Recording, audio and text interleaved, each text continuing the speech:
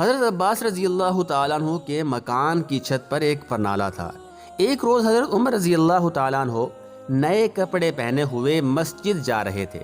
جب اس پرنالے کے قریب پہنچے تو اتفاق سے اس دن حضرت عباس رضی اللہ تعالیٰ عنہ کے گھر 2 مرغ ذبح کیے جا رہے تھے۔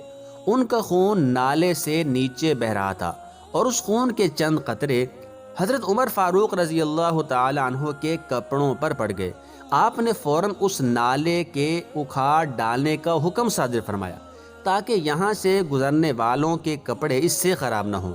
لوگوں نے فوراً اس پرنالے کو اکھاڑ دیا اور آپ گھر واپس آ کر دوسرے کپڑے پہن کر مسجد میں تشریف لائے۔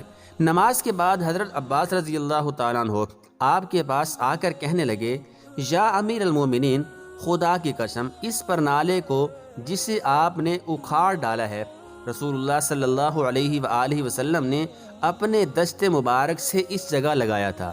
حضرت عمر رضی اللہ تعالیٰ عنہ یہ سن کر نہایت مضطرب اور پریشان ہوئے۔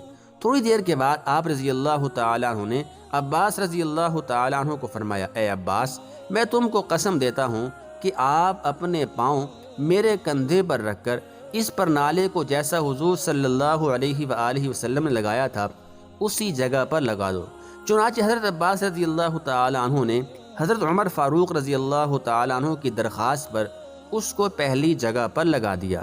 حضرت عمر رضی اللہ تعالیٰ عنہ اور حضرت عباس رضی اللہ تعالیٰ عنہ کے دل میں موجود محبت اور عظمت و ادب مصطفیٰ صلی اللہ علیہ وآلہ وسلم کا یہ عالم تھا کہ آپ صلی اللہ علیہ وآلہ وسلم کے ہاتھوں سے لگے ہوئے پرنالے کو بھی اس کی جگہ سے ہٹانا بے ادبی سمجھتے تھے۔